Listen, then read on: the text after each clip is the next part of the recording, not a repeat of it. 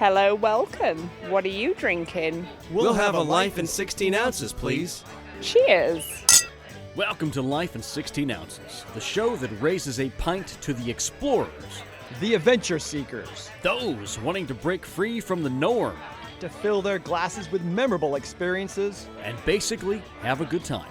I'm Brandon, and I cannot wait to get past this stinking year. And I'm Paul, and my doctor just told me that my liver is good, so let's keep on drinking until 2021. Yes! This episode, we speak with a former Navy SEAL who offers us a chance to reboot our minds and ourselves.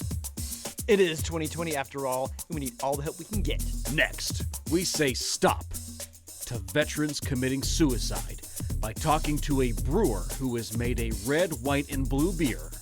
America tastes good, yeah. That helps combat these tragic losses. Finally, in a beer dome first. Double your pleasure, double your fun. Tag team. We do a curbside order of a stout and porter. Oh yeah, that and our usual crack in this episode of Life in 16 Ounces. Well, Brandon, welcome to the pub.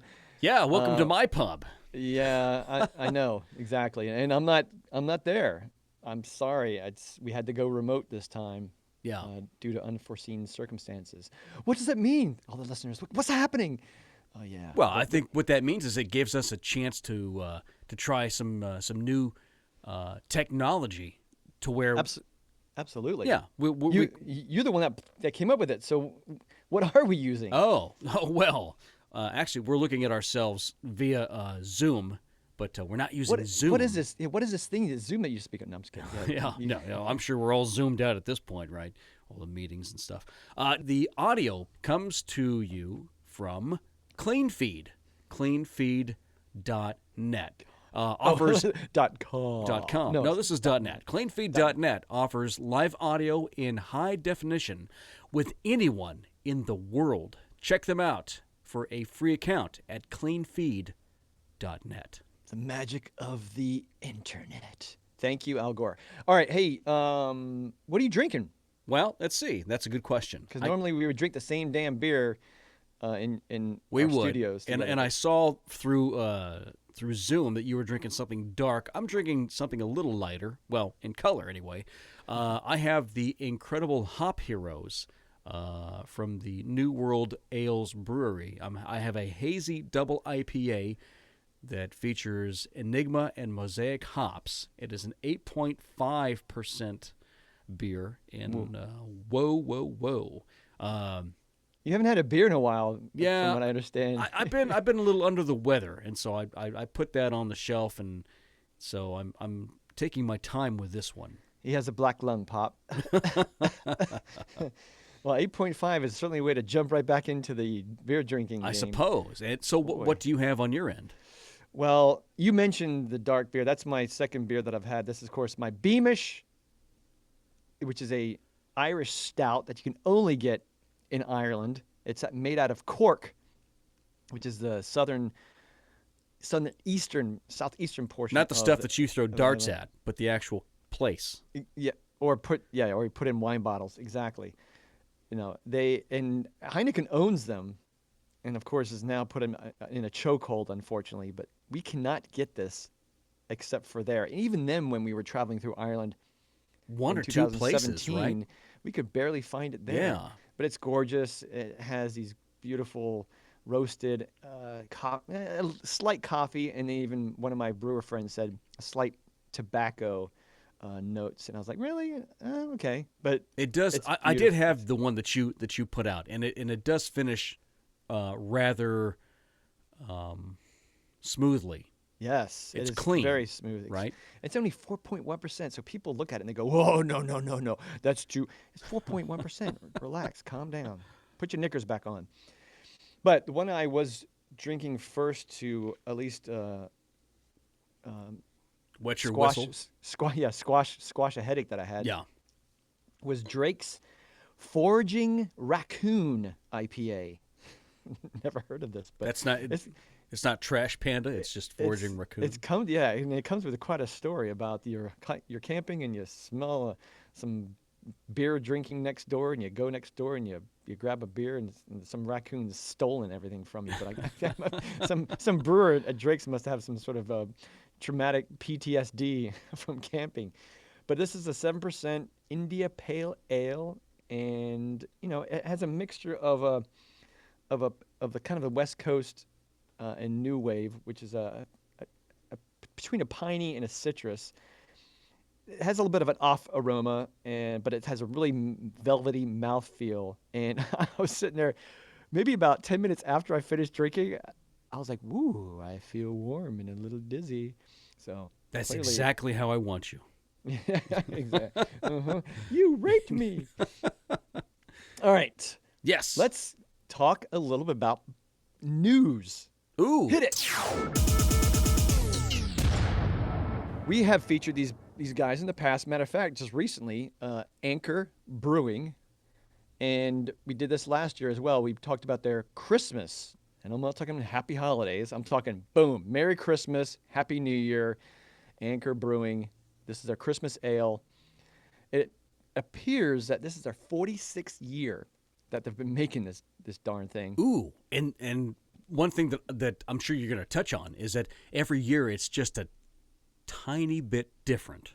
Yes. Well, this has been brewed by their new appointed brewmaster, Tom Riley.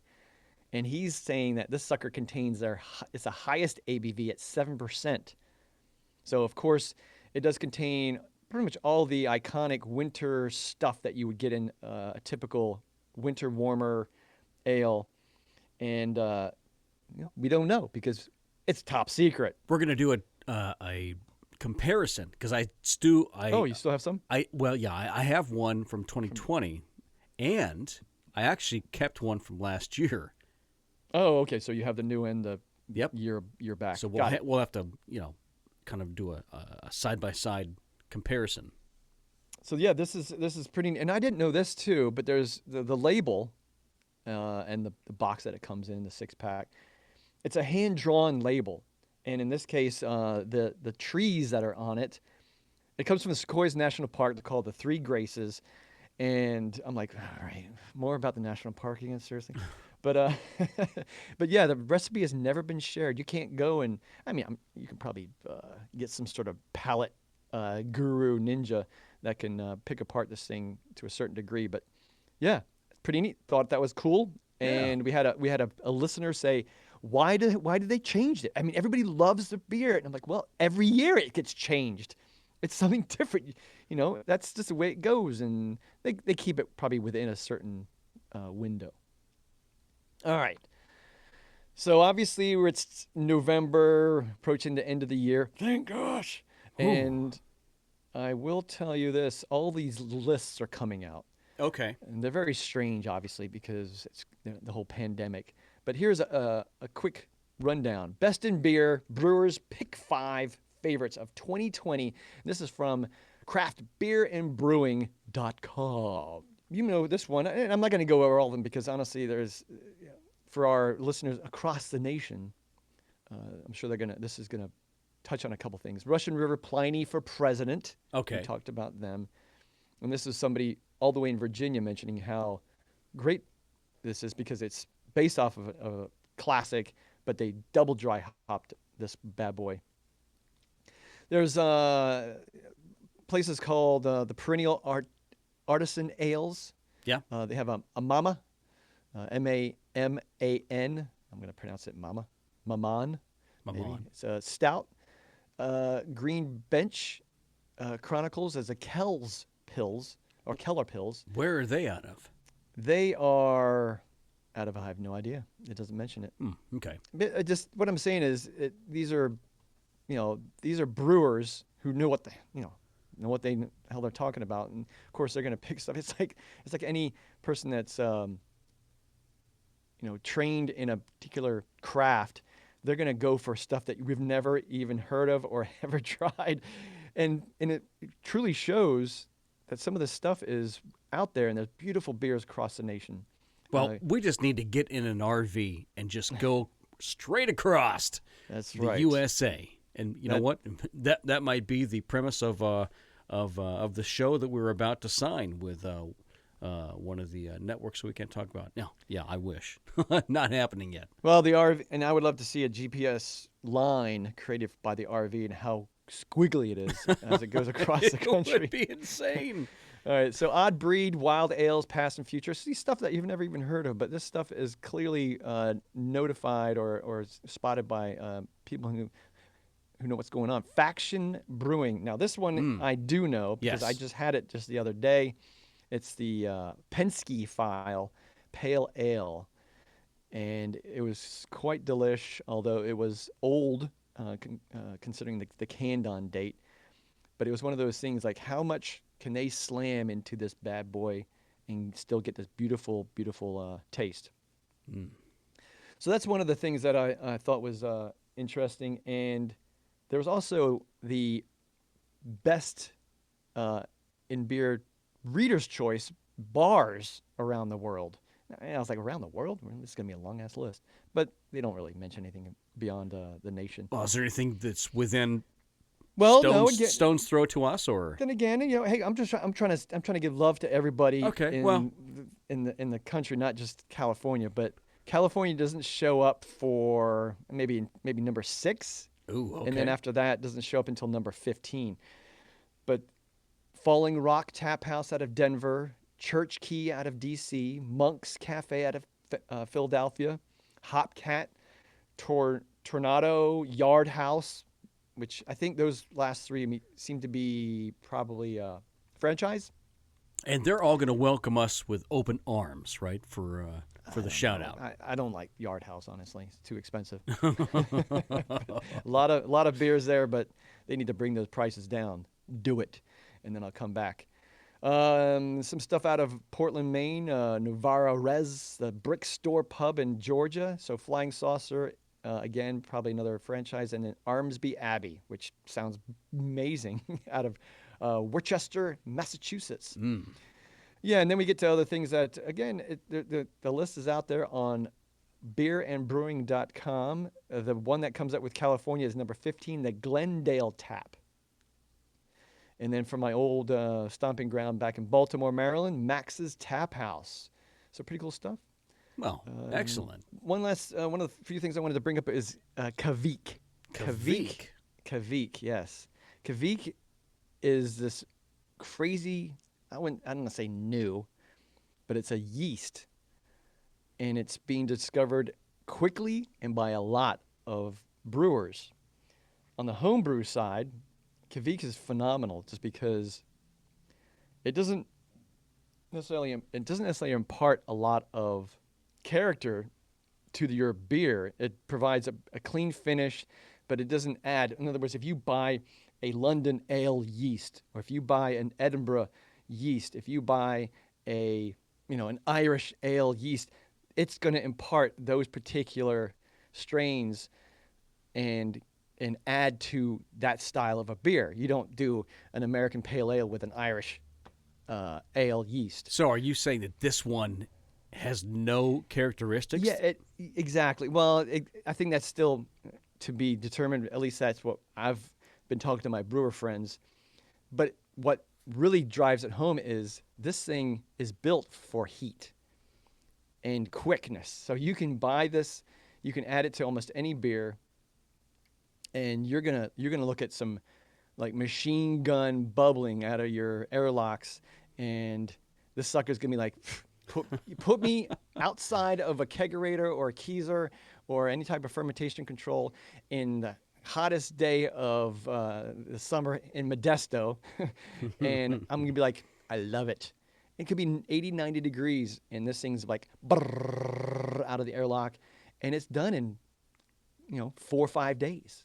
So it's going to react like you and I would after a couple of milkshakes, right? Yeah, we're going to be on the toilet, and it's the, That's exactly where I'll be afterwards. No, this thing doesn't take a huge dump. It's like if you were watching. No, it's kidding. But yeah, no, it's an amazingly quick and effective yeast strain from Norway, or at least the Norwegian Scandinavia area. And yeah, people are truly enjoying this bad boy. And it's weird because again, you get it and you can have like, hey, I know people are going to come over to the pavilion next week. Oh, I better brew a beer. Oh, it's not going to, I need 10 to 14 days to let it. Nope. I'm going to use a Kvik strain and this thing's going to be ready in 4 or 5 days. So it's awesome stuff. So this is like this. It's like it's a yeast strain on steroids. It acts in a quicker manner than most others seems that do. Way, yeah, right? absolutely. It seems that way. And like I said, the biggest thing is the heat. Okay. Everything you typically wants to be 70 degrees and under, but this thing enjoys it where if you don't have temperature control, and you've got stuff sticking out in your garage, and you're like, oh man, I don't know what to do. Boom, you use Kvik. So great stuff there. All right. So last thing, Brandon, I threw this at you. Yingling is, or maybe it's already been filled, but they have a brand manager, and granted, it'd be awesome to land this position in Pottsville, Pennsylvania, to work with America's oldest brewery, and be on their team to talk about Yingling as their stuff goes further and further west. Although we still haven't found it in any of my stores. So you're saying that they need someone here in California? No, I'm looking at that right now. I'm trying to figure that out. Like, if it comes west, that'd be perfect. Because first of all, your name is Brand. Yes.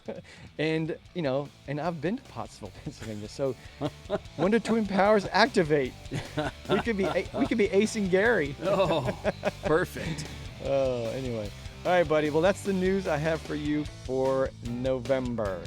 Well, let's roll into our first story. You're listening to Life in 16 Ounces. What's in your pint? So, Brandon, looking back at our previous 20 episodes. Oh, how many? Yeah. 200? No. Wait a minute. We're on number 21. We're finally old enough to drink. Yeah, we're in season 85 right now. Yeah. There's only 3 episodes per season, so please catch up and subscribe when you can, because you're going to be left behind. I'm telling you. And yes. It's only coming out on Netflix every other year. No, I brought this up by saying you seem to be the therapist, the rapist. And by the way, rip to Sean Connery and to Alex Trebek. Yeah, both. I'll have the rapist for 200, Alex. Yeah. It's kind of strange that they losses there. Died within a couple of weeks of each other, and Yeah. they were both on the same SNL skit. But yeah, you seem to be the therapist. Well, I just want to help us and our listeners. Well, I told you, if you were a Transformer, you would be like Positive Prime or something. And you'd be like that guy that's like in the boardroom going, hey, we should do like a PSA at the end of every G.I. Joe and He-Man cartoon. It's like, what? Yeah, tell the kids what they need to do and watch out for and how to be positive. Okay, fine. So yeah, you brought this up by saying something about, obviously, the year. Well, what's funny is that growing up, I found that my actually meant beacon on a hill. Very interesting, right? I did not know that. Yeah. I thought Brandon meant bullshit. That too, but yeah. So, hey, we all need a different outlook on this trying time since really St. Patty's Day, I suppose, really is where everything started falling apart, right? That was our last chance to get out. We did. That's right. We did. But since then, we've covered as many stories as we could, hopefully with a positive slant to it. And the gentleman that I was able to speak with for this story definitely says, hey, man, you need to turn around, look in the mirror, and find exactly what it is that you're having a problem with. And really, it culminates from you. It's not about what's going on in society that does play a part, but really, you're kind of the one to blame for your own misery, I suppose. I've got a lot of mirrors busted in my house. Well, You're the stop problem. No, you're doing the that. problem. You're an idiot. No, you're an idiot. So I spoke to Rob DuBois, who is a former Navy SEAL. He is an author of a book that you can find on Amazon.com called Powerful Peace. He is also the CEO, if you will, of Impact Actual. And right here he explains what that's all about. I'd love to explain that for the non-military audience. Anybody who's watched the war movies have probably seen little communications where the guy in Platoon, for example, calls for fire on his own position because they're being overrun. And so when the authority on something, who's called the actual in military terminology, he comes on him, and let's say they were Phoenix unit there, and the radio man is like, Phoenix, he's calling out, hey, Raven, this is Phoenix, we need your help. And Raven's like, yeah, what do you got, Phoenix? Like, hang on, I'm going to put on Phoenix actual. That means the leader. So in our vision for what impact is all about, it's making a difference, understanding that you are the only thing you can control in the whole world, and that's awesome. A lot of people get discouraged about it because, oh man, I can't control anything but me. But think about the power inherent in that concept. You control you, absolutely. And a lot of the outcomes that happen in your life are direct results of what you do with yourself. So we like to think of ourselves as the authority on making a difference. So there's an acronym that he uses called FOSSI, F-O-S-I, from our skin in, and he'll go into that as well. From our skin in, FOSI, is everything I control in the whole world. I control my body, my heart, my mind, my soul, and my boundaries. So these are the elements that make up what I am. But outside of me, I control nothing. The only thing I can do to control anybody else is contained in how well I manage myself. We say you control only you. And in that is, everything that comes from that is dependent on how well you do that. I control me. I manage my manner, my respect for others, maintaining the dignity of others and myself, healthy boundaries, making sure nobody is allowed to crap on me, but also making sure I don't crap on anybody else or permit those who are defenseless from being crapped on. Lifelong protector stuff. Growing up, Rob had a multitude of experiences that ultimately led him to becoming the baddest of the bad in the military, that being a Navy SEAL. But he explains why he labels himself as a hybrid. For example, when I was born of a very large man and a very small woman. So it's a dichotomy, differences. My mom's super short, like 5'2", my dad's 6'4". They were politically of different inclinations. I was born and raised in Northern California, and halfway through my youth, I was moved to Northern New York, the opposite coast. And eventually, it's a long and winding road through my Navy career, but all I knew in my little village in upstate New York called Port Henry on Lake Champlain, God's country in the Adirondacks, all I knew was that I wanted to be tough. From a split family to abuse, the deck was kind of stacked against him. And Rob talks about his upbringing a little bit and his brief stint in college.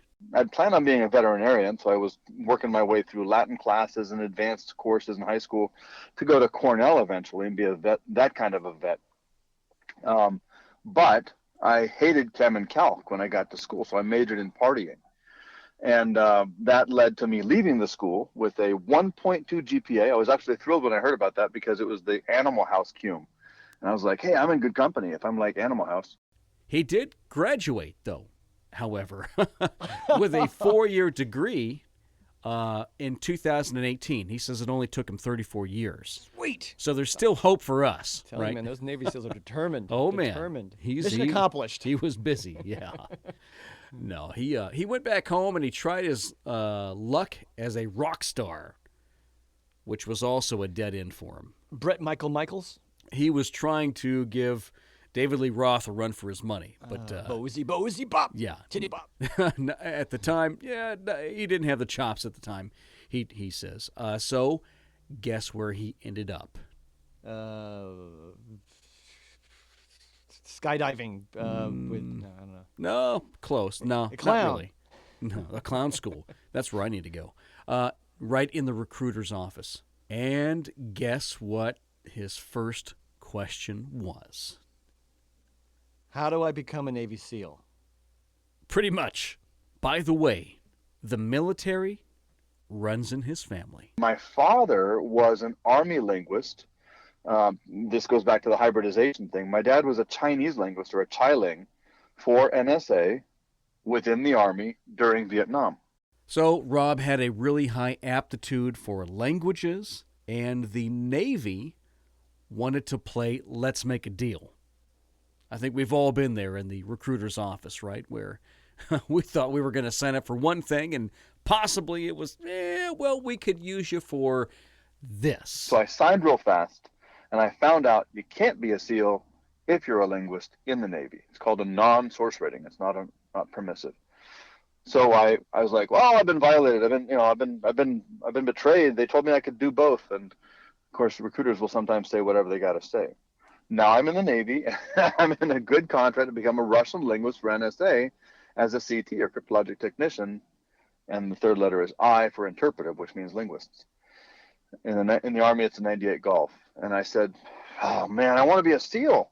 And so I ended up being a really good linguist for 10 years. In his own words, he was getting a little long in the tooth, but he never stopped applying to become a Navy SEAL. I called my detailer and I said, Cliff, because he was a friend of mine, because when I was a little squid back in Fort Meade in Maryland and at NSA, he was an old squid, or a medium squid, and he's now the boss of all of us. And I said, dude, let me go. I was telling you about this, almost 10 years ago. He's like, you crazy bastard.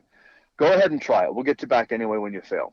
And that was the key. I got that waiver from him. Cliff let me go, and the rest is history. I went off to Buds, and I turned 30 in SEAL training, which is, I promise you, a young man's program. But I made it. Rob doesn't go into too much detail about what he did as a SEAL, but he does have an interesting story about where he was during 9/11. At a little base in the Middle East, I'm never specific about this except in private conversations, but at a base teaching the Arab SEALs how to kill terrorists on 9/11. So with their very fancy satellite TVs, we all sat, 10 American SEALs and 10 Arab SEALs, and we all sat and watched it. And we watched it live. And we sat for 3 hours without one word being spoken by anybody. And it was profound, and it was heart-wrenching, and it was soul-searing, and I was filled with rage. And I admit in the front of my book, Powerful Peace, I admit with shame that I would have killed any of our hosts for laughing or saying, ha-ha, they got you, or anything like that.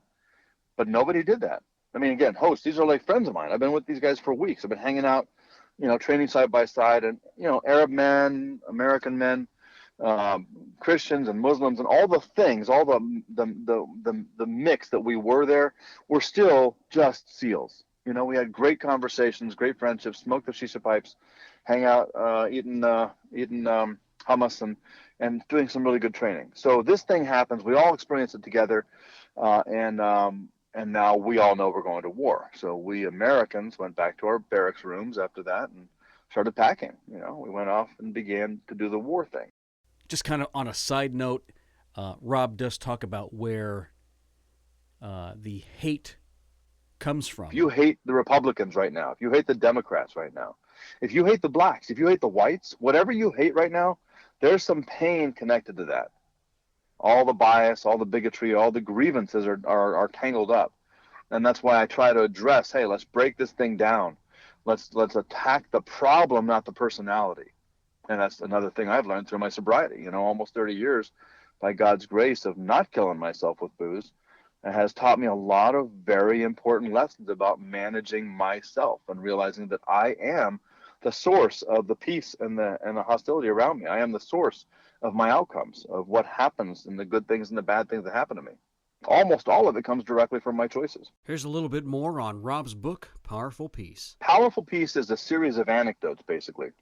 I call it Lessons on Peace from a Lifetime at War, because, as I mentioned, it took me 34 years to get my 4-year degree. I wasn't like in the ivory tower anywhere theorizing about strategy, theorizing around international affairs. I was living it. many of the chapters in Powerful Peace are actually essays I had written or articles I had written in other sources. And I took the same material and pulled it from there and said, listen, this is how it's going to flow together, because Powerful Peace is basically 48 chapters. Each chapter is a term, a concept like pride, like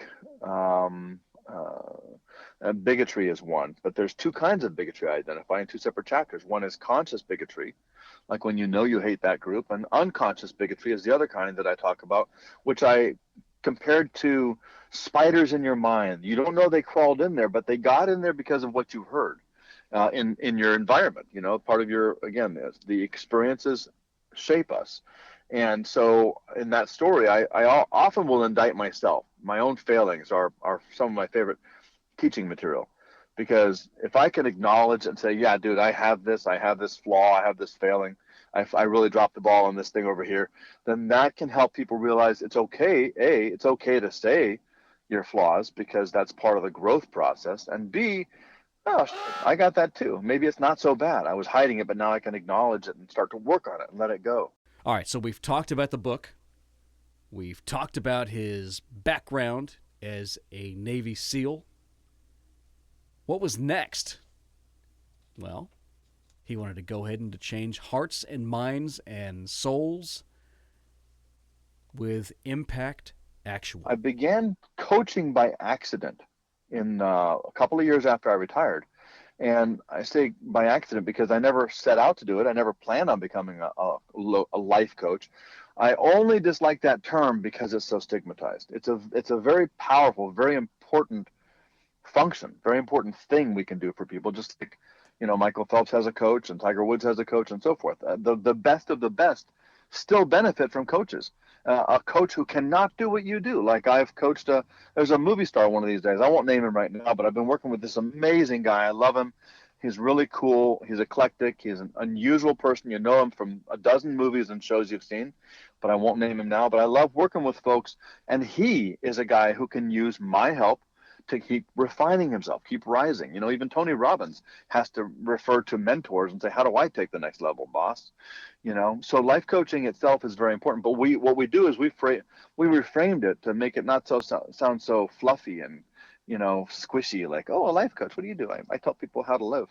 I don't. I tell people how to unfuck yourself. I teach people how to find their gaps. We actually have a course called Unchained I use to help people walk through the process of self-evaluation and attacking their gaps. And we go right after body, mind, heart, and soul, the physical, the mental, the emotional, and the spiritual, moral, the ethical, basically your character, a thing that doesn't fit under mind or heart, your mental or your emotional. But the character is something that's different from them. It's separate. It's like, you know, what are you willing to do? What are you not willing to do? What, do you walk your talk? That's what character is. That's what the soul is in our concept. So we attack the gaps in the Unchained program or in my coaching, go after those specific elements of what a person's made of and say, you know, where do you need to grow? Where do you need to say, I'm not going to do this anymore? I'm not willing to compromise that myself. Some people might say, I'm going to cut out sugar, as a simple example. Some might say, I'm going to start learning French like I tried in high school, but you know, damn it, I'm 45 years old and I don't know French, so I'm doing that for myself. Some might say I'm going to have hard conversations with people and set really serious boundaries, because even though you're my sister or my brother, I will not deal with that behavior toward me anymore. I will not be treated like that anymore because I love and respect myself. So we go after these things. We attack the gaps. That's why I don't call it life coaching. I call it high impact coaching. Again, we're focusing on making a difference, which in my philosophy is the only reason we really believe we exist. We exist to make a difference. So I thought that this was funny. Wheel of Fortune. What's the first thing that comes to mind? The rapist, Alex Trebek. No, that's that's Jeopardy. Sorry, my mind's still on Alex Come Trebek on. diet. Pat Sajak, man, he's been around for so long. He's amazing, and he must work out. No, I'm just kidding. Vanna White. Vanna White. Oh yeah. Well, Rob considers himself Vanna White. Vanna White was the lovely assistant. The person says, I want to turn an A, and Vanna will be like, bing, there's an A over there. She turns the letter, right? So Vanna is the one who enables in a positive sense, enables the person who's making the calls. Are there any A's? Are there any T's or whatever when they're guessing on that game show? And Vanna is the one who exposes it, reveals it. I'm Vanna White. I'm a very poor imitation of her because I wouldn't look in a dress.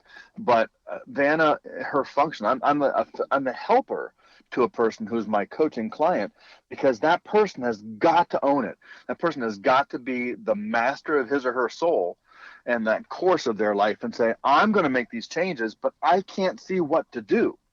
And that's where I come in. Rob does not tolerate much when it comes to taking on clients. You cannot make excuses for yourself.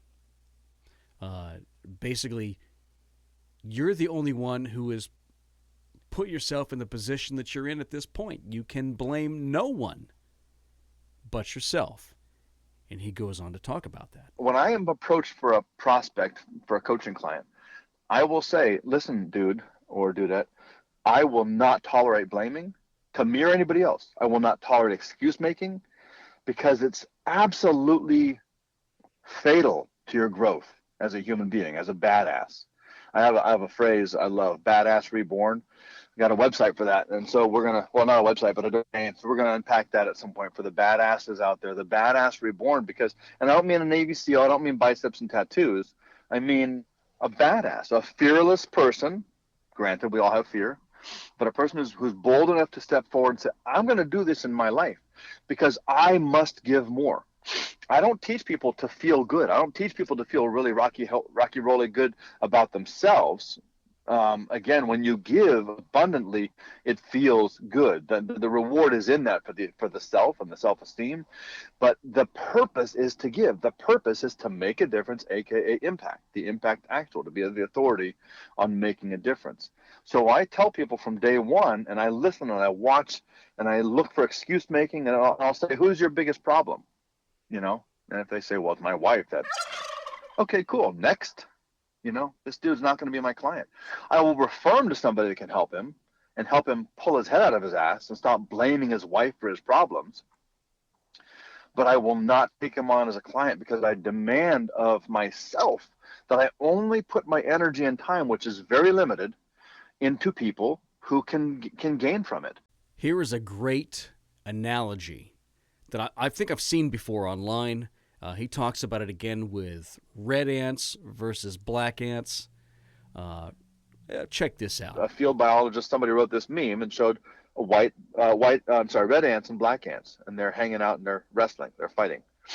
I've been in the woods most of my life. I've watched lots of ant fights, and it happens. But what they said in this meme is, red ants and black ants, you dump them in a jar together, they're like, whatever. Okay, we're here. Now, how do we get out? We want to go get some food, go make some love with some of ants of our own kind, whatever.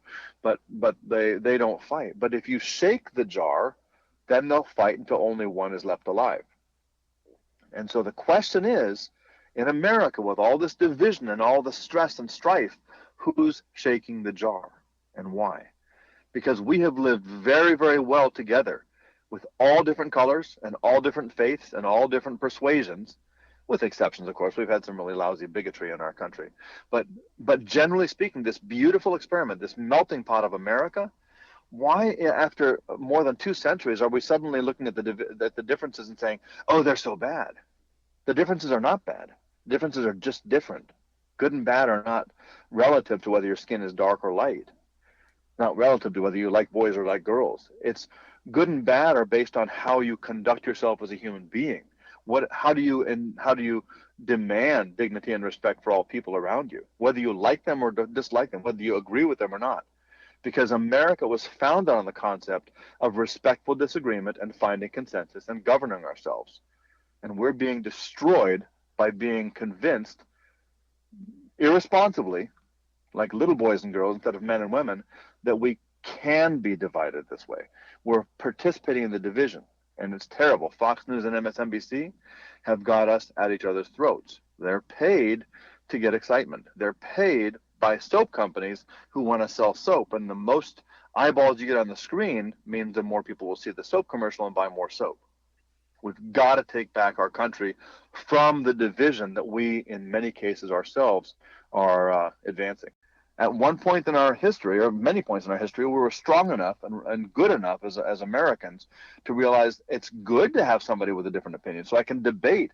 Maybe I can bring them over to my side, but maybe if I'm going to be a grown-up about this and actually humble and actually believe, according to my faith teaching, that I should be loving and respectful to other people, I will actually hear them.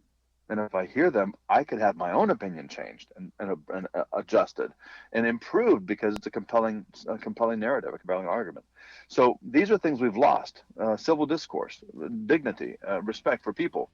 So you can learn more about Rob DuBois and his book, Powerful Peace, which you can find on Amazon.com. Also, check out ImpactActual.com to choose your change. Thanks, Rob. We appreciate it and hope to talk to you in the near future. You're listening to Life in 16 Ounces. What's in your pint? Mine is full of personal excellence. Well, that's a nice story, Brandon. Again, and I'll tell you a few things. One, I've been kind of angry lately. I've been kind of conflicting with myself and trying to figure out. I want to go in a cage of some sort. And really, I don't know what it's called, but I feel like Mel Gibson. Mel Gibson's been so angry, and you know where he was? Where? Beardo! I want a beer. Beer. We should get some road beers, huh?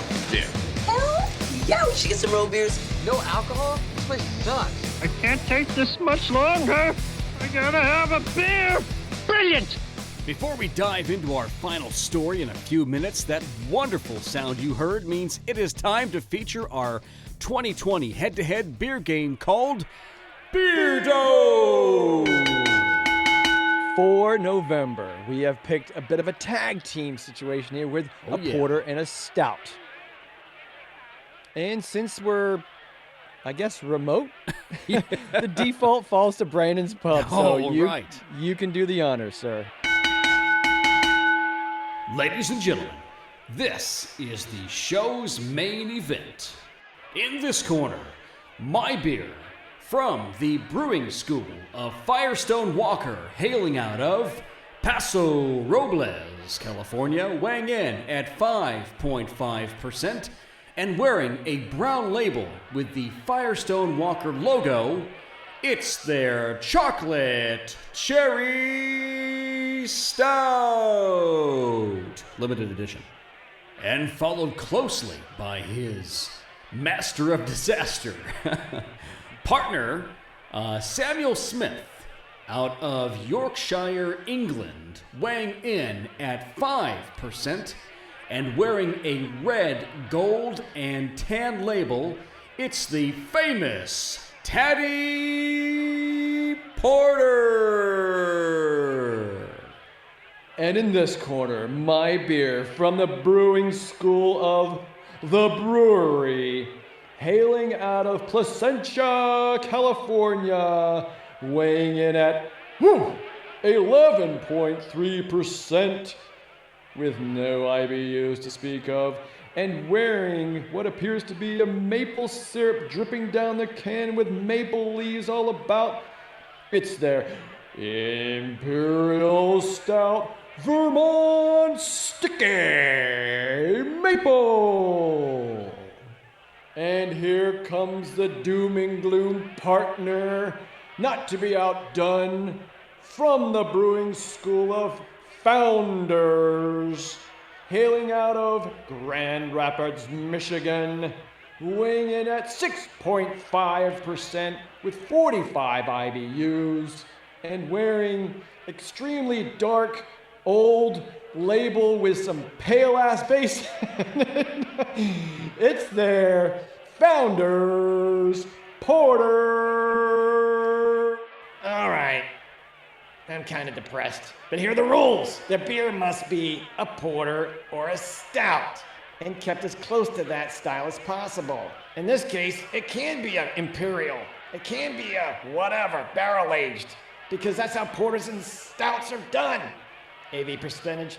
It's thrown out the window, folks. This is all over the place. But this will be served at the proper temperature according to the Nevada Heat Gun Commission. And in the case of stouts and porters, that's usually 55 degrees. All right, clink glasses and go to your corners. Well, pry those open, pour us a taster, ring that bell, let's have a clean fight. Sláinte. Well, this should be interesting this time around. Oh my goodness, we definitely picked some good beers, I think.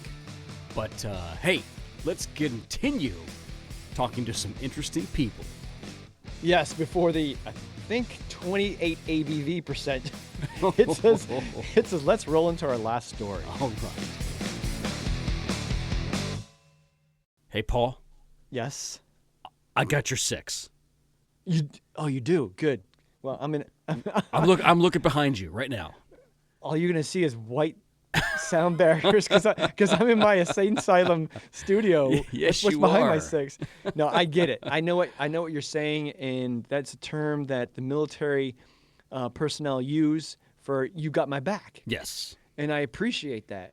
Certainly, as a co-host and as a friend for over 10 years. And this is something crucial because it's a terminology that you would expect every veteran to say to every other veteran in everything, in life, in, hey, you've got some problems, I got you.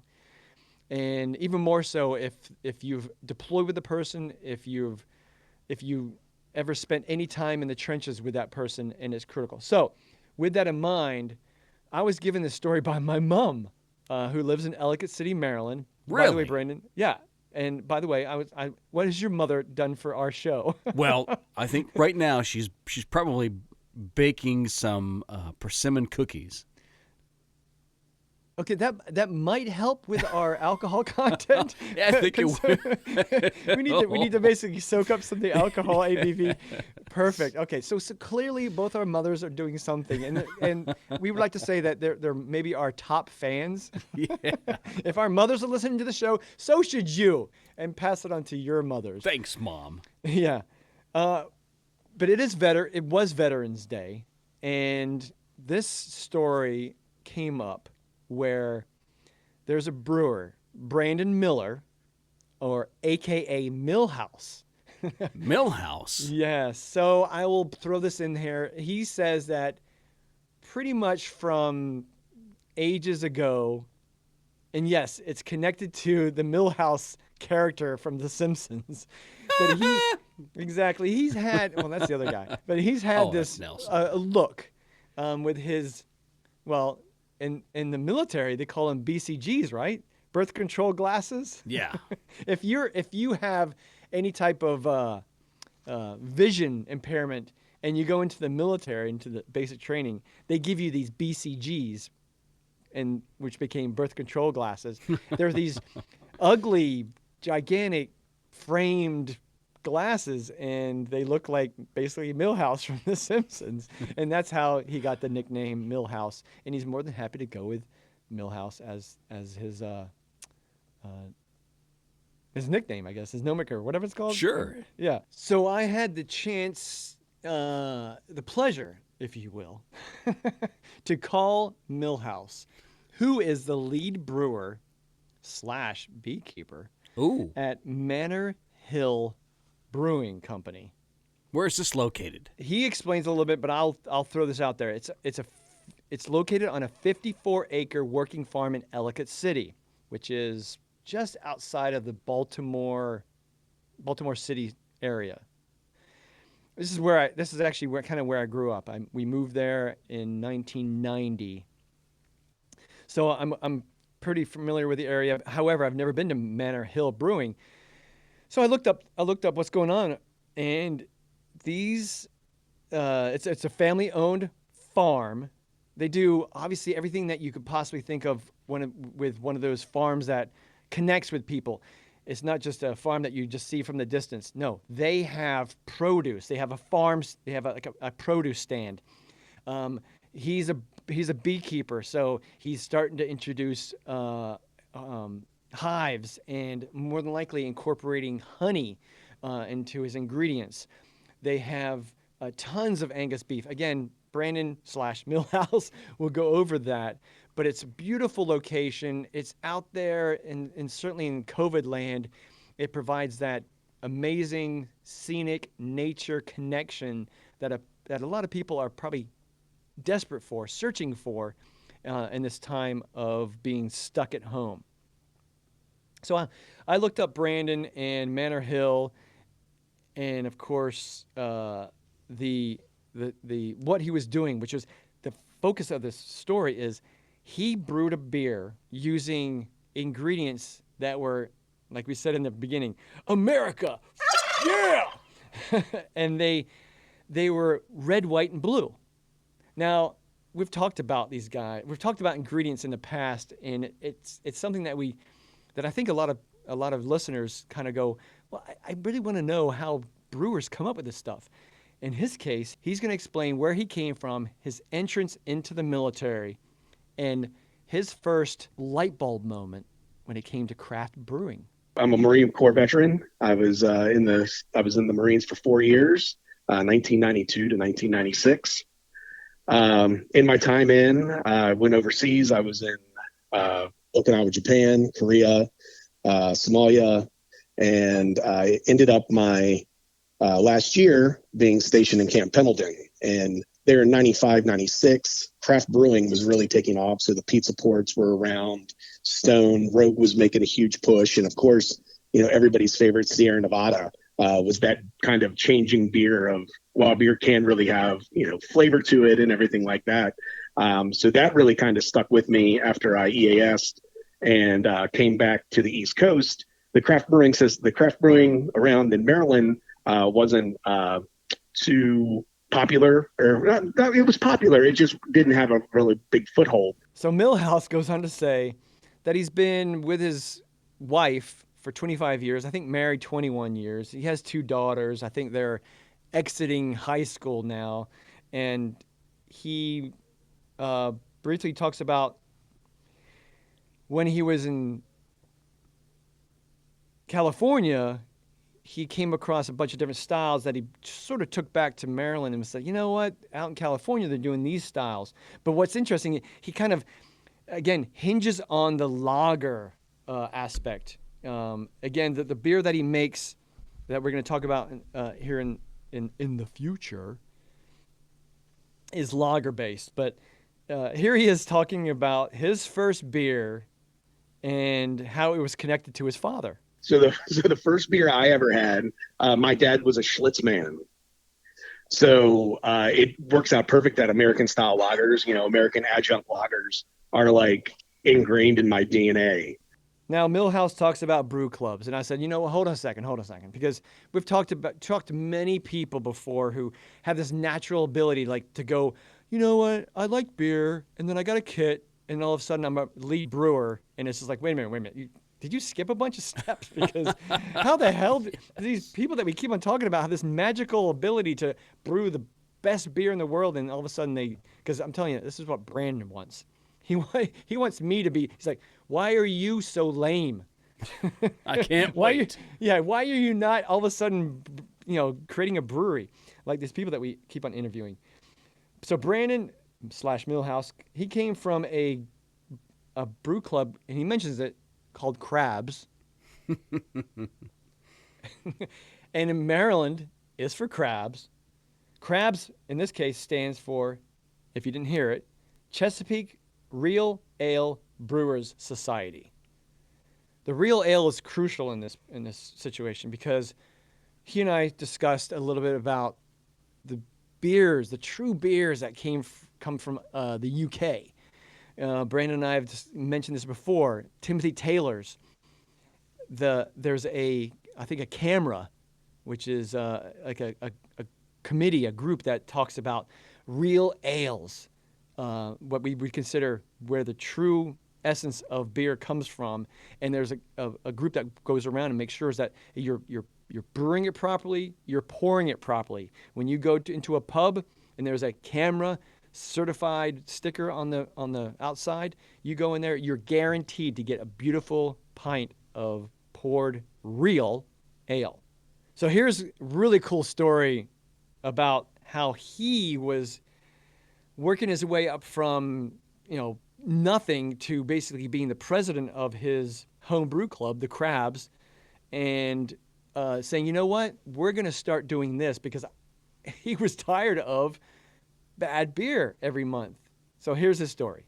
I was very active with the group, and I became vice president and then became president for a couple of years.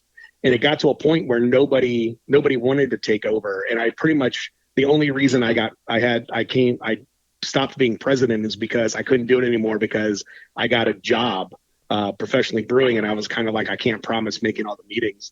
But some of the stuff that I brought to the club was we kind of had a competition. Like each month we had a competition and you got points, and at the end of the year, it was home brewer of the year, blah, blah, blah, stuff like that.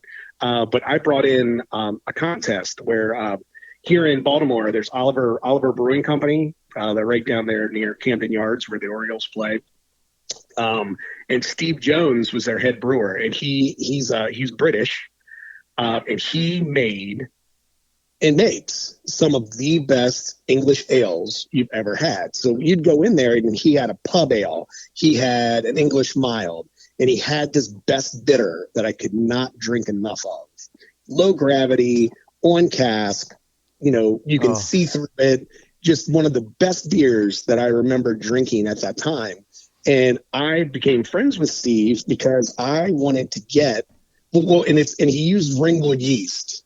I know that's a dirty word to a lot of people. It was an old Pugsley system, Peter Austin, Ringwood Brewery. But Steve, being English, could make those beers just the way that they needed to be. And his best bitter, I wanted to bring to the club. So for everybody to brew it. So one of our competitions was, and it was judged by Steve, is that here's the recipe to the best bitter. Steve will give you yeast. He had plenty of yeast, or, you could buy the Ringwood yeast at the homebrew shop or whatever. Nothing about the water profile, nothing about that, just what the ingredients were, and your best shot at it. And then it was, everybody's on the same level, everybody's on the same level. This is the recipe, and nothing should be secret.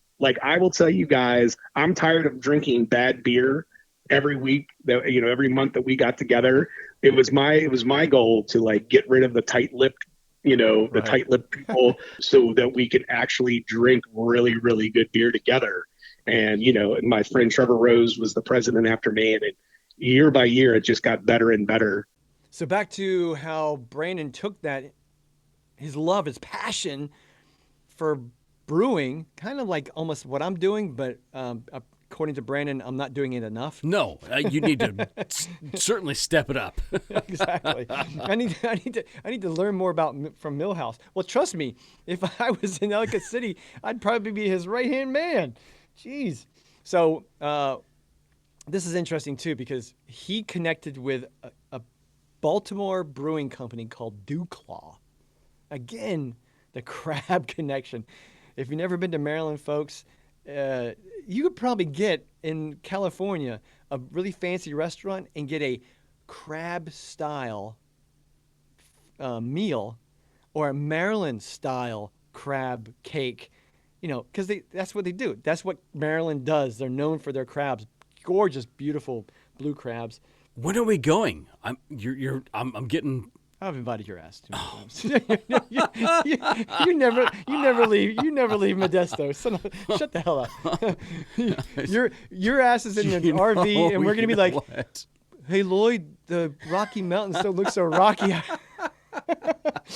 right, so DuClaw is awesome, and if you just go to just DuClaw, DuClaw. Look them up. They're really amazing. Funny ass. Names for their beers. And my brother's been sending me all kinds of pictures of their stuff.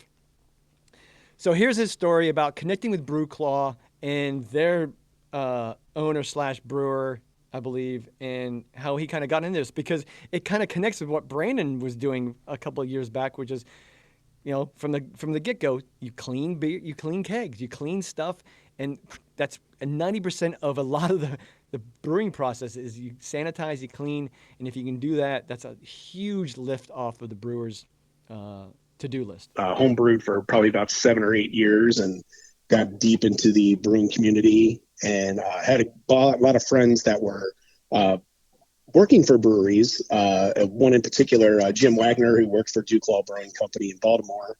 And we used to fish together and go to concerts and stuff like that. And for us to hang out, sometimes he needed, I would go up to the brewery and kind of wait for him to get done so we could go fishing. So one day he was like, hey, do you want to clean some kegs? We can get out of here quicker. So I cleaned kegs, taught me how to, clean the tank. And then next thing you know, fast forward, they were going into an expansion, and Jim had already had somebody that could kind of do the groundwork of, you can't really brew a beer if you don't have a clean tank and you don't have, clean kegs and everything like that. So I kind of came on as a cellarman and worked my way into the brewery for DuBois Brewing Company in beginning of 2011. And then I was with them for 6 years. Then went on to be the head brewer at Three Stars Brewing Company in DC. And that was a great opportunity to be down there. I was down there for 2 years, and then my daughters were getting into high school, and I figured I needed to get back to close to home. DC is close, but the drive's a little much. So I got hooked up with Manor Brewing Company, where I'm the lead brewer and beekeeper on the farm. It's 54 acres, working farm. We have a tap room, and we have food trucks and a farm stand, and it's really awesome. All right, so you might have heard Brandon / Milhouse. I'm gonna keep on saying just Brandon call Milhouse. They're gonna really? get. All right. Yeah, they're gonna get. It's not me. It's Brandon not me. is you. It's not you. Right. Yeah. So okay. So Milhouse. He mentions Three Stars Brewing Company out of Washington D.C. Look them up too. Pretty cool stuff. A great little plug there for them. And then we talk a little bit about the Manor Hill Brewing, or at least the farm, and it's pretty amazing. Again, 54 acres, just insane stuff. And I want to bring this up too, as a plug. Brandon mentions a Twitter account where, the guy drives to a farm every morning to brew beer, and he has access to fruit trees, to produce, to stuff fresh from the ground from people who've been working the land for years. And I can't imagine how could you come to, like Rob DuBois, how could you come to work angry? You come to work and you go, this is just nice. You gotta just I can't wait. I can't wait. I know, we're definitely gonna visit. So yeah, on Twitter, go to Manorizin. It's MANORRISIN. And right now I'm looking at it, and it's good sunrise, sunset, brewing before daylight. Our beers are like our sunrises, and it's unfiltered. Gorgeous colors. They have a hop farm out there. One of the things I want to bring up before I forget is he brings it up as the grisette. They have a grisette, which is 4.7%. It's an AVB beer. I had to look this sucker up, right? So a grisette beer is a Belgian beer. It leans on the farmhouse ales. Meaning what? What is a farmhouse ale? It's in the regions that include saisons and Briers de Garde. Gerard Depardieu. What's the? I like to introduce my friends. This is Chocolat, Eclair, Latrine, Deja Vu. Top secret. Go see it, people. But yeah, it's a low alcohol beer that's light in body, a bit of tartness, and it kind of like a bit of, what do they call it, goose. I think people always mess it, at least we do. Goss. Again, we've never claimed that we were experts of this stuff, but yeah, it's the GOSE beers in Germany. But yeah, it's a very traditional, gorgeous beer that has a rich history, and they have one on the Manor Hill list of beers to try. And I think Milhouse claims that it's their flagship. All right, so and that just clearly shows the guy is a student who's trying to be a master, trying to grab that hop from my palm. If you can grab this hop, son of a bitch, you just grabbed it. Aha! Master, get the hell out of here. No, clearly, you'll listen to more of what he goes through in regards to learning this craft that he absolutely is passionate for. I mean, once again, we've found somebody who's meant to be what they're supposed to be. And he brings up things like food trucks. Here he goes. More about what Brandon / Milhouse is going to talk about as we approach how he came up with his awesome lager beer that fights veterans who are committing suicide. A couple of years ago, while I was in DC, I kind of had the idea to make a beer that I wanted to do for Veterans Day. The opportunity never really hit anywhere before I got to Manor Hill. Being, a small brewery, family owned, everything like that. The stars aligned last year for 2019 that we were able to brew I Got Your Six, which is an American lager that we brewed for Veterans Day. And if I was going to get the opportunity to brew a beer for Veterans Day, I wanted to make sure that we gave back to veteran-driven charity that would, hopefully, make a difference in a lot of veterans' lives as it touches. I was able to brew the beer with two other Marine veterans that I know. One, my buddy Earl from Key Brewing, and Larry Pendleton, who at that time was him and his family run a really huge liquor store down in Beltsville, Maryland, here near College Park. All right, Brandon. Before we get into the ingredients, Yes. He brings in two Marines. That's just really cool because that shows that solidarity, that connection to people who you've either served with, and you take care of each other. Like you said, I got your six. So I checked out Key Brewing, which was down in the Baltimore area. Francis Scott Key. It's named after kind of a national icon in the Baltimore area. It's interesting. So let's go into the ingredients, which is what I asked him. So here's what he has to say about how he came up with the ingredients. It was kind of tongue-in-cheek and over the top. I was going to make it as American as possible, with red wheat, white rice, and blue corn. And then as we were kind of getting everything together, we had Independence hops from YCH. And then we used Liberty for the bittering. So the first year it came through, it's red, white, and blue, and it's made with Liberty and Independence.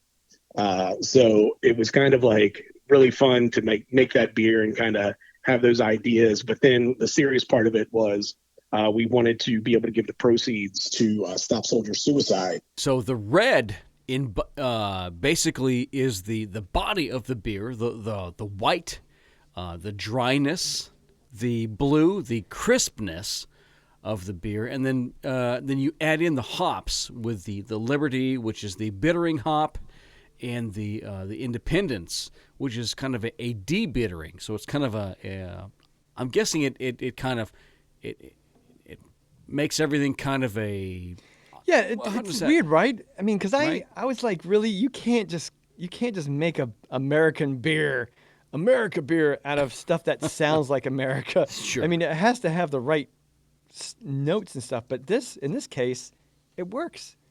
I mean, and lager is one of the toughest beers to make.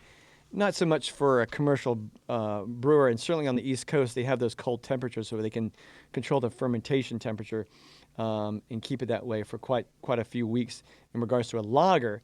But pretty cool. And I've never used Independence. I don't think I've ever used Liberty. But certainly Yakima Chief hops is where the Independence comes from. Pretty neat stuff, right? And I'm so impressed with where they sent the monies that they have that they have. Yes, so let's get into that exactly. Yeah. We had on our show before, which was I think it might have been even November, a veteran-based sort of a therapy kind of group that gathered veterans that have been through a lot of stuff, and they helped them get out in the outdoors, hike with each other, get to know each other, and eventually climb Mount Kilimanjaro. So it's pretty amazing stuff. In this case, Milhouse talks about stopsoldiersuicide.org. Here he is talking about all that. Stop Soldier Suicide has everything kind of lined up so that if you come to Stop Soldier Suicide, they have the programs to help you get through, not the red tape, but to kind of get to where you need to be as quickly as possible. And it's all, everybody who works there is either prior military wives, or children of military. So they kind of speak the language that we all know. That's it's a lot of letters, numbers. Sometimes it's not always easy to understand, and it's also nice to have veterans that understand what you could be going through to help you through the crisis or anything that you're going through. And it's not just veterans, but Stop Soldier Suicide works with active military and families, and the family members of active service members, and of all generations. It's not, it can be, Vietnam generation and everything else. So I just wanted to make sure that we gave back to the veterans that, did all this work. Pretty cool stuff. I mean, this is what the whole basis, the epicenter, the focal point of this interview is you've got a guy who served, and he didn't serve a lot, but it meant a lot to him with the small amount, the term that he served in. It hit home. He saw a lot. It meant to him. He met probably friends for life, and he clearly understands the importance and the overall meaning. Well, sure, it's Veterans Day. Yeah, it's such a small family, really, when it comes down to it, that the number of people who actually serve in the military is quite small. But I thought it was interesting that the monies that they raised from the previous brews were sent to the Gary Sinise Foundation, right? For veterans. Very cool. Yeah, and as we were talking, it's one of these things where, hey, can you just help me out and give me an interview? Yeah, let's talk a little bit. But and his response was, "Hey, brother." Yes. And I'm like, right off the bat, I'm like, that's it. That was crucial because I see him as a brother. If I'm ever out and doing something and I run into somebody and it might be a bad situation, I go, hold on. First of all, have you ever served? Yeah. Are you a veteran? And yes. Right off the bat, I'm like, okay, we can talk. We can understand each other because we've been there. We've done what we needed to do. Yeah. And it doesn't matter if I've done 27 years and he's done 4 or 6 years. It doesn't make a difference. The point is, you've put on the uniform, you've done your time, you sat in the trenches, you've had your bad and really good moments, but it's going to stick with you for the rest of your life. So I understood Milhouse from the get-go, and we connected so well that he was talking about StopSoldierSuicide.org, which is out of North Carolina. He mentioned the VA situation, and I understand it. The VA's there, and yes, they've had a bad rap. Yes, they're trying to turn things around. Yes, they can certainly be a helpful situation, but at the same time, there are other organizations that are built upon veterans that understand it, or maybe cut through the red tape, get straight to the point, and understand the terminology. Like he says, there's so many acronyms, there's so many weird things that we say to each other. We get, like I said, I got your 6. We get it, and what's great about it is it's like you said, active duty, families, all generations of every war. It's amazing. I just got a text. From one of my former soldiers who is dealing with PTSD. He got 100% from the VA, and he's struggling with trying to figure out where he belongs in the world. He's going through school, and you know what? He needs support. He needs that extra oomph, and he knows I can provide it to him.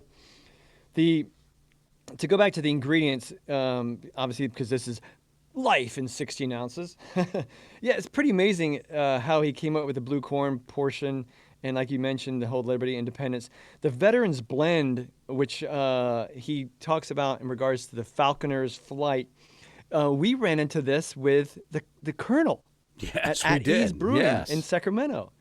He had a Veterans Blend beer, and as you look up on there in his sortie in his sorties list of beers, and the same thing. You're like, I've never heard of that beer, or excuse me, that hop or that hop or that hop, because what's great about it is they're able to put together those types of blends of hops and offer them to veterans. So I hope Milhouse gets a chance to go up to Yakima Chief Hops, get that Veterans Blend option to tour it, and I can just imagine. Like I said, as soon as I go back to Ellicott City, I'm visiting Manor Hill Brewing, and I've already told my brother, get your ass over there and check that place out. Oh yeah, big time. So, real quick, I wanted to know if the beekeeping portion of the thing, because to me that's just like, how do you even get into that? Because honestly, I see bees and I'm like, and I'm like, take out my can. But, being part of where I work, I understand their importance as pollinators. So here's Milhouse talking a little bit about the beekeeping portion of his job. My brother's been keeping bees at his house probably for the last 8 or 9 years, I want to say. And when he got into it, it was really kind of cool. And I would just help him out. I was the guy that, hand me this, let's do this. I need to do this. Can you come down and give me a hand? So I was his, help out, the day, when we got to get honey, we'd extract the honey and do all that stuff. And I really enjoyed, helping him out, but I really didn't know anything too much. I knew about it, but I'd never really done it myself. So it was kind of like, it was Trevor's thing that I helped out with. So when I got the job at Manor Hill, it was a really rough spring and the year before. So like 2017, we had pretty much just a really rough year to where we had hive collapse. It was just so wet, nothing really grew. Buds were falling off before, all the blooms were falling off before they could get to where they needed to, and the bees were really taking a beating. So we had to get, new packages for all the hives here. And I just kind of mentioned to the family at the farm that, I'm going to be ordering bee packages. Are you guys interested in having bees here on the farm? Because there's a great spot up on the hill back behind the top barn. And I'd be willing, to, do the bees here if you want. And Mary and Randy were like, we have been waiting for somebody to ask us that. And so they were more than interested. And so I got all that stuff together. And so the spring of 2019, so just last year, I was able to get hives in. So we had 2 hives the first year, and we have 3 hives this year. And then, like I said, as soon as the hives came in, Mary planted fruit trees pretty close. So we have apple, peach, and cherry trees within less than a stone's throw from where the beehives are up back of top barn. Well, this is an all-encompassing operation that sounds like it will continue to grow throughout the years. Well, yeah, absolutely. And I had a couple final questions for him, and regarding, for instance, when you make that leap to be able to walk into your brewery and go, oh, look at all the stainless steel, look at all the cool tubes and the lines and the connections. And so I asked him what his favorite brewing item was. Like when he walks in, what really excites him when he gets a brew going. And this is what he had to say. I really like our canning line. Our canning line is our canning line. We have a Cody counter pressure filler, and it's really, really tripped out. We just got a new upgrade on it, and we can run about 41 cans a minute, which is a lot for us. I also asked him, because this was something that you and I have discussed from last year in November. We have this weird kind of strange window. We're like, okay, here's Halloween, and what do people, what do beers do in Halloween? They go pumpkin crazy, right? Yes. Yeah. So you can go out and you can get tons of stuff with pumpkin spice. I mean, we did 35% ABV coverage of pumpkin beers. Please go back and listen to that episode. I'm pumpkined It's out. crazy. Yeah, we were pumpkin chunking. But then all of a sudden there's that fast, quick leap to winter beers, the holiday beers, like we discussed in the beginning with we're in the Anchor Brewing Company. Peppermint, cloves, allspice, nutmeg, and cinnamon. We get it. It's easy stuff when it comes to things. But has anybody actually struggled and took on the tough Thanksgiving beer? Has anybody made anything that with turkey or gravy or stuffing? All right. Well, before Milhouse comes on, I just wanted to say you could probably take some ingredients that are considered bready. Yeah, that might be your stuffing. I have never heard anybody even try to jump into the turkey world or the gravy world. But things like cranberries, yeah. Pecan pie, yeah, we've featured those before. There's pumpkin pie, there's apple pie. So here's Milhouse on what they've already have in store. One of the beers that we're going to be releasing next week is our grisette that's been aged in Sauvignon Blanc barrels with cherries that we were able to get from the farm. And before that, it was blackberries. And before that, it was blueberries. So we have these projects going on where we have these wine barrels with our grisette and actual fruit from the area and the farm. Thank you so much, Milhouse. If you are in the Ellicott City area, if you want to take a break from the norm, to fill your glass with memorable experiences, to get away from it all and to get a bit of a nature impact on you, beautiful setting. It's just gorgeous out there. Go and see it. Check out their beers. This guy is an absolute student who will become a master of beers that you typically, you can get the normal stuff. But if you look on their menu, he's hitting on beers that are tough to brew, that are absolute classic styles, and you're going to walk away maybe a little tipsy, maybe a little feeling good, and you won't even need Rob DuBois. And he's got tons of fresh produce as well. Oh my gosh. Can you imagine just going up there? You can fill your entire basket with everything. You're like, okay, we got produce, we got a really awesome beers. We've got, I don't know what else they do, but I'm definitely going to visit. Honey. Yeah. What did you call me? Yes. All right. Well, thanks, Milhouse. Appreciate the awesome interview. And everyone, check out Manor Hill Brewing. And please do what you can to help stop soldier suicide. All right. Take care. Hey, everybody. This is Milhouse from Manor Hill Brewing Company in Ellicott City, Maryland. And you're listening to Life in 16 Ounces. What's in my pint is the Keller Pills from Monument Brewing Company here in Baltimore, Maryland. And it's their double dry hop Keller beer. Well, it looks like we are approaching last call. Let's head back into the ring for Beer Dome, where in this case, 4 beers, tag team baby, back again. That's an effect. 4 beers enter, but only 2 leave, I suppose. Yeah, but they both get drunk together. Yeah, they do. Make out and swap spit and get COVID. Ooh, somebody report him to the state. Oh, my. Yeah. So, to paint a picture here, we basically ran amok during this episode. Amok. Yeah. And we put a stout and porter each against one another to see exactly what it was that we would come up with. So let's go to our tasting notes.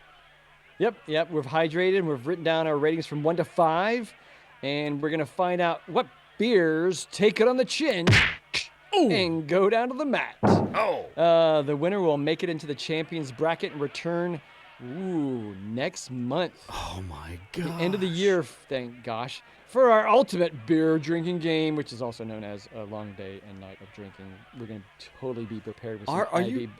Are we? Because I am so now I'm scared half to death for next Yeah, month. yeah, you should be. You should be. Jeez. But I'm ordering some IV bags.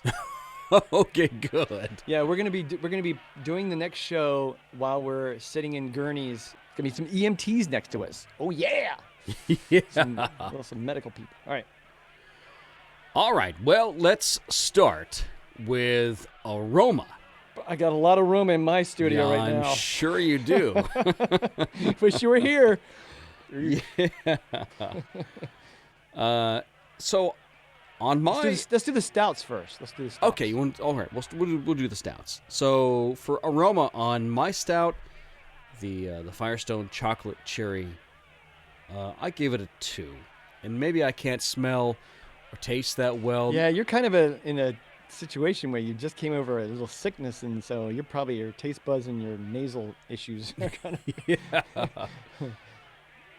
Well, I gave my Vermont Sticky Maple Imperial Stout from the brewery a freaking 5. Doesn't that just sound amazing? Well, yeah, and you're not disappointed because of the way it's called.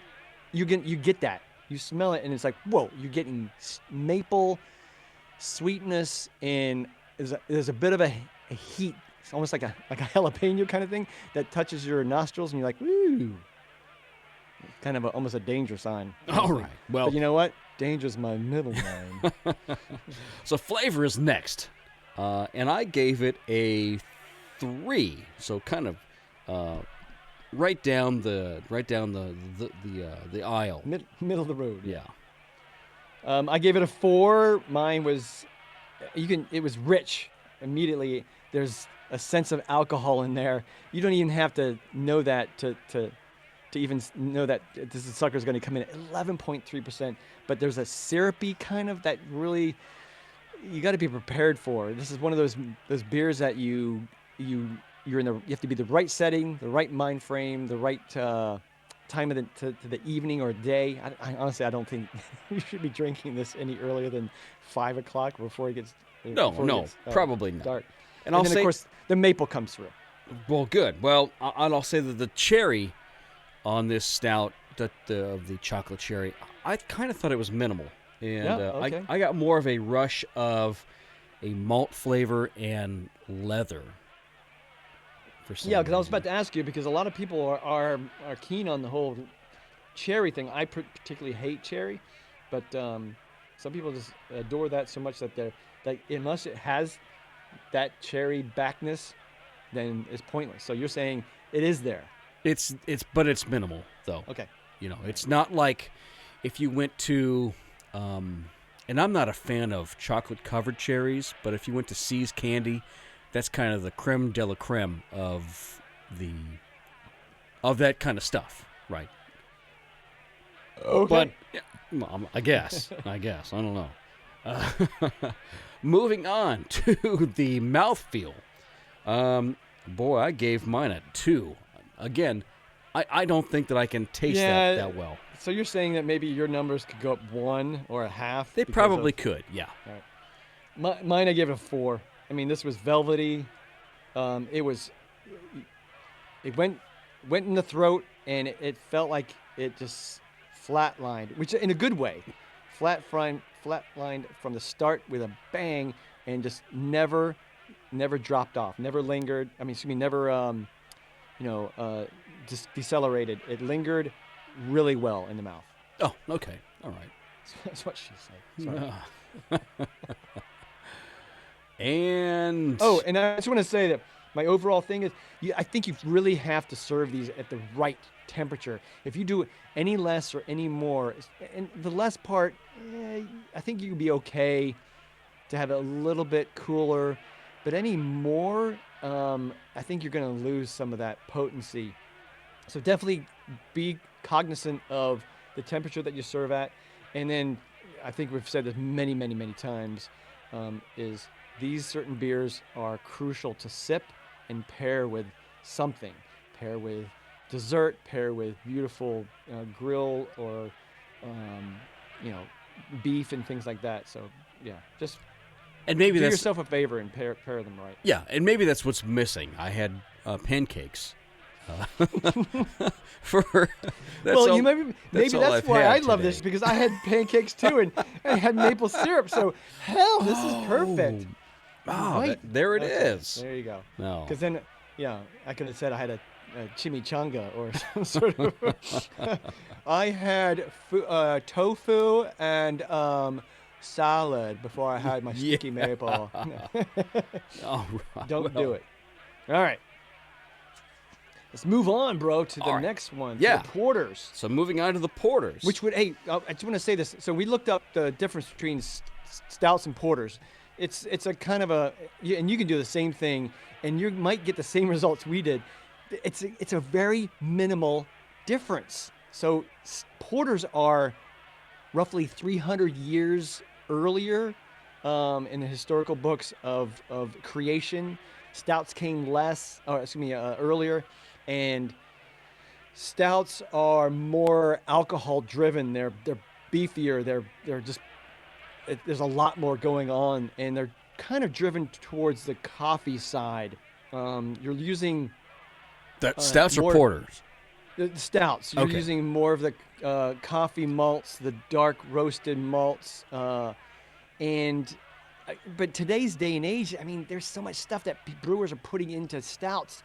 It's muddled, and the same thing with porters. Although I will tell you this, to go into a brewery, to go to a store and find a lot of porters is going to be difficult. They're kind of mixed in. They're kind of opaque in regards to losing to their newest cousin, if you will. And there's not a lot of porters out there, but the ones that are true to form, they're going to be a little hoppier and backing off on the coffee type of notes, more roasted, and dark chocolate kind of things. But again, porters can have so much infused into them, it makes the difference very discernible, and that's where I think people get confused. But again, try to play a game where you're figuring out which one's a stout, which one's a porter, and it's probably a pretty fun game. And by the second round, you'll be out. You're right. It is a little difficult to find a quote unquote porter that maybe is not infused with coconut or not infused with something else. So with that in mind, let's do it. Yeah, let's get right into the porters. Okay, with aroma, what do we got for what did you have again? I had the Tadcaster Samuel Smith. Ooh, yeah, one of our favorites. Ooh, yeah. At least the brewery. I shouldn't say the beer, but certainly the brewery. So the aroma is first, is correct? Correct. All right, so I had a 3. Again, it's really hard for me to smell right now with this whole... Another reason why I wish I was there, because I would test those nasal. I know you would. Maybe I just need to eat some Taco Bell. I don't know, some kind of a Mexican dish to clean my sinuses I'm going out. to singe your nostril hairs. I put down a 4 for my Founder's Porter roast smoke. I mean, it smelled really good, actually. And of course, I just had my Beamish Irish Stout that looks almost exactly the same as a Founder's Porter. Yeah. And has a little bit of the same nasal notes. Okay. Well, the flavor is next on this, and Flavor Flav. Yeah. I gave mine a 2, and again, I'm a really bad. This is not the month. I think that I haven't been sick in a while, but I'm definitely down for the count. That's a good thing. Yeah, but I did say that it was dark. It was well balanced. I did taste the chocolate, and there's a little bit of a raisiny taste to it as well. Well, you asked me, hey, can we actually look up a little bit about porters and figure out what profiles that we should be tasting? And it is a bit of a stretch, a bit of a a dark hole. What's it called? The dark web that you have to go down into and figure out what the hell. But so mine, you're gonna hate me, but I gave it a 5. Wow, really? Was This that this high? really annoyed. This Founder's Porter annoyed the hell out of me because I've been so excited and so proud of my Beamish that I made for the first time, hitting it right off the thing, and I'm like, it's 4.1% dark Irish stout, and I'm like, this is so good. Well, this Founder's Porter was insanely drinkable. I mean, I drank it and I went, I wanted to drink again because it was crazy how smooth it was. The chocolate, the roast, perfectly balanced. Anyway, there's my flavor 5. Jeez. All right. Well, what's next? It's mouthfeel. Mouthfeel. I was pretty How did it feel taken against the cheeks? How did it feel against your cheeks? I was taken aback. And I gave it a 4. I was like, you know what? This thing actually, I'm pretty happy with the mouthfeel on this. It doesn't linger. It gives you what it's got, and then it moves on from there. Sam Smith's, right? Yes. I mean that's an old brewery in there in the Yorkshire area. And they From where don't have a bad born. product. That's what I'm saying is that Apricot is amazing. The oatmeal stout is cool. Gorgeous. Love it. Well, I gave this a 4 on the mouthfeel. Actually, I wrote down. Get ready for your button. Ready? Smooth as. And it has kept its head retention. Wow. From the get-go.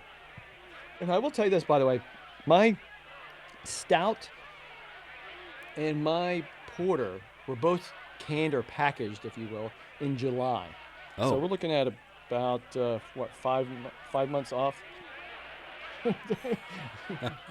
Yeah, exactly. And to be able to pour it into a glass that's been pre-used and not clean and retain its head foaminess all the way down from the top down is just crazy. So there you go. A 4. Maybe I should give it a 5. Hell, I'll just give it a 4. 4.1. There you go. So there's my overall impression of Founder's Porter. Very nice. Yeah. Well, while we send our numbers into a gigantic calculating machine to tally up the scores, what beer would you have again? So you don't have to, listeners, you don't have to listen to us. We're stupid. We have no clue what we're talking about.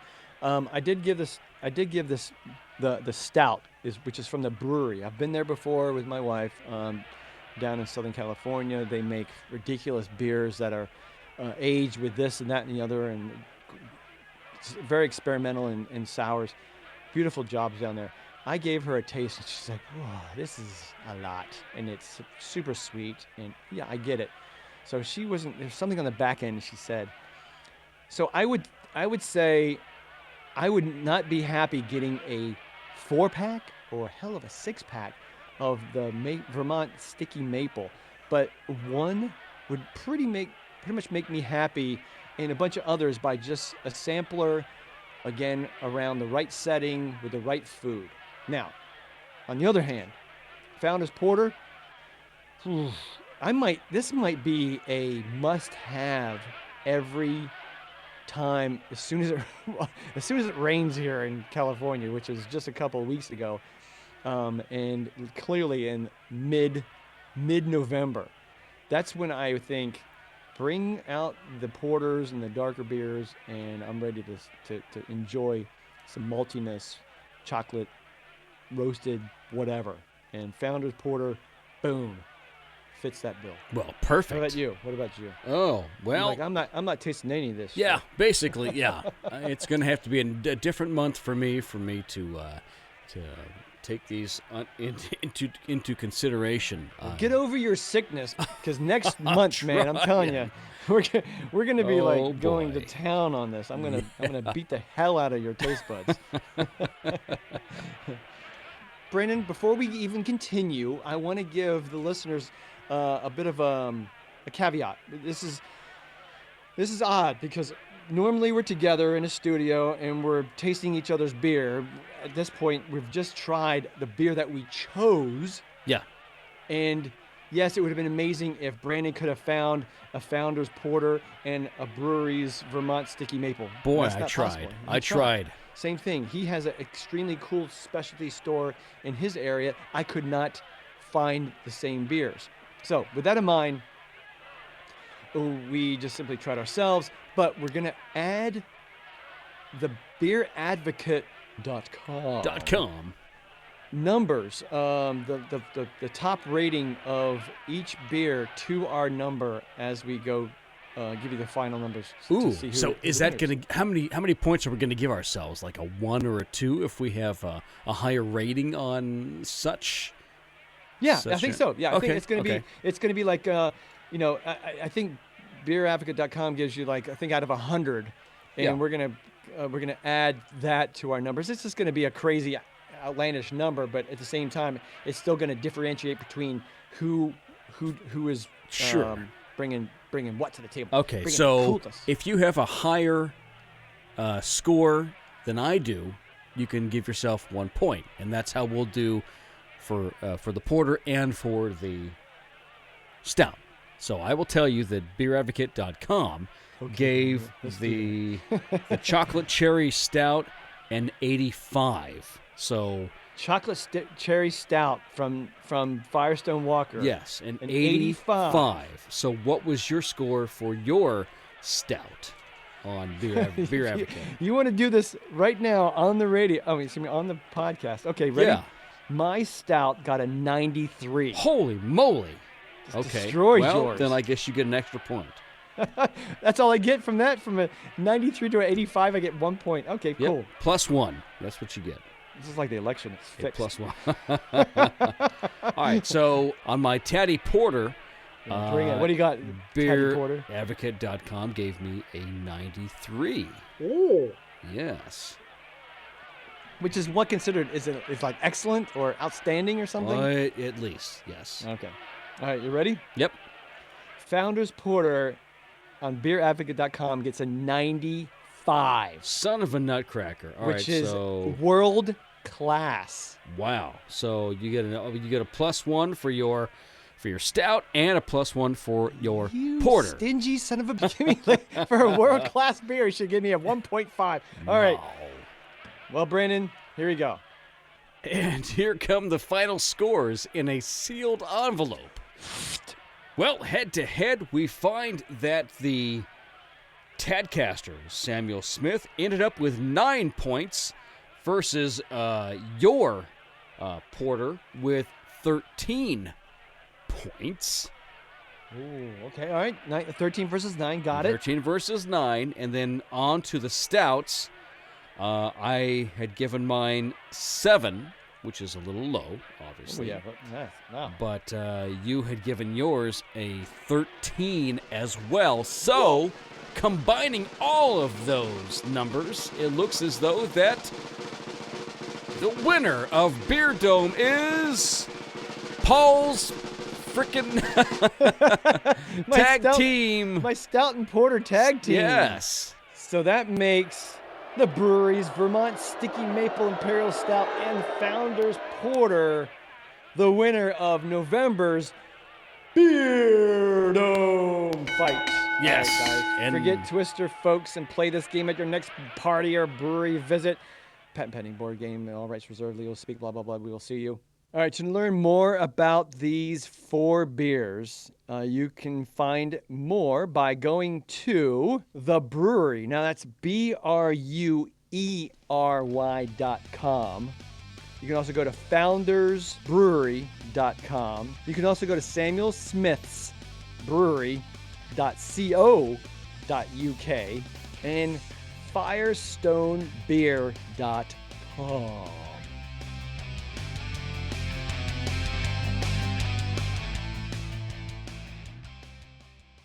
Ah, there are the lights. And it's closing time. The hell, man? People are still getting crazy. Oh, what are you angry about? Oh, right, because we're gonna go into lockdown again. Yup, that's gonna happen. You know why? Nope, I'm not even going to mention it. And we're going to skip that. Go, move on. All right.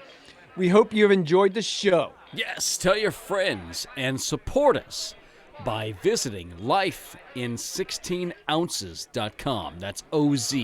And subscribing to wherever it is that you get your podcasts from. Remember, we are a monthly podcast, so keep checking, please, our social media sites for more of our usual crack. Where are they?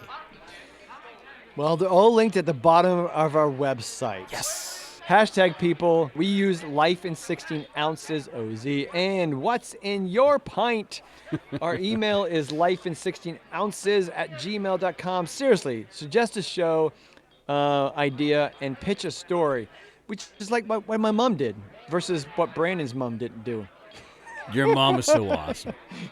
Your mom bakes cookies. Damn it, that's not a hit on your mom. This episode was stitched together with a lot of help from Independence and Old Glory and Liberty and Independence. We already said independence, but it's okay. It's okay because we've been drinking. You know what we've been drinking? We've been drinking freedom and not the George Michael freedom. All right. Music is by the band America. Thank you very much. Even Miley Cyrus. Party in the USA. Woo! Woo! All right. And how about Bruce Springsteen, Born in America, and Toby Keith, even some James Brown. We all living in America. All right. That's it, folks. Join us next month on Life in 16 Ounces. Sláinte. Sláinte. Bye now.